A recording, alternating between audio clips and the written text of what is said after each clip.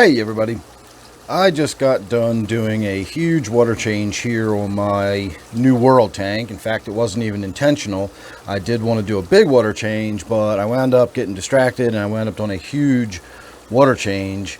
And so I want to address a few things before I move forward to the next step. We're going to begin taking care of the silver dollar in there that has a little bit of a fungal infection, and I wanted to talk about a few things since I did such a big water change. First of all, I wanted to show you the water Sprite. I pulled a bunch of the young stuff out of the bottom. I cleared out some of the roots and just got a bunch of the crud and junk out of there. And you can actually kind of see how it's one main central root mass.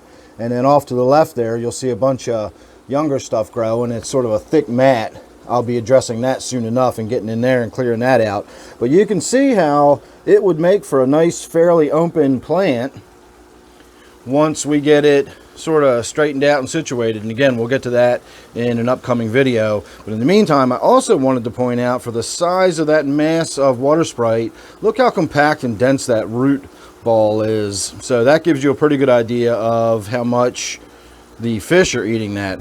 So if you didn't already see the video showing you how much of a water change I did on this tank, I'll go ahead and splice in a little clip here and show you that this is how much I did.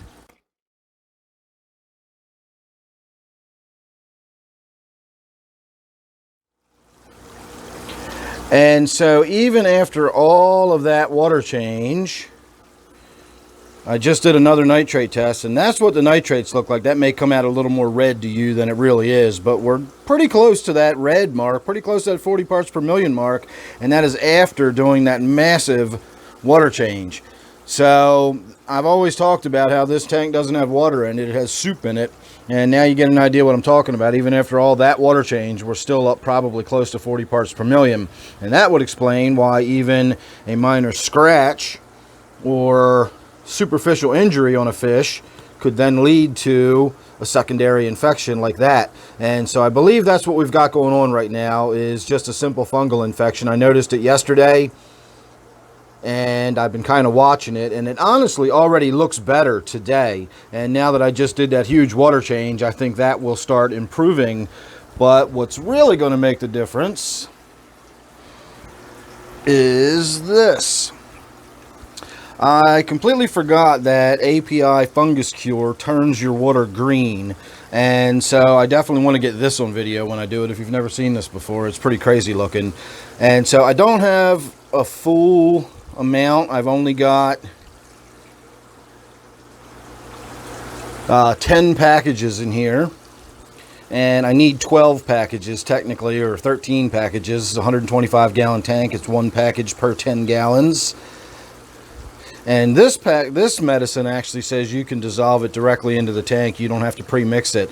And I'm just so used to pre-mixing my medicine that I didn't even think about it. I just went ahead and started mixing it up in that little cup. And as soon as I saw the color of it, I remembered what it was. And I said, all right, well, got to get this on video, because it's just definitely worth getting a look at this stuff as it spreads through the tank. It is just crazy looking. So if you're ever using API fungus cure, it will stain plastics and stuff, so be advised, if you use that stuff, it may stain any kind of clear plastics, or if you've got ornaments in your tank or something, they may come out looking pretty strange and green after all this is done. I've even heard where it can stain the silicone in the corner of your aquariums green, so I've never seen that happen. But the reason we're doing the cure today, even though I don't have a full dose of it, is because we just did the big water change. I was going to give it a couple of days anyway, and I was going to do another big water change. I don't want to shock the fish too much.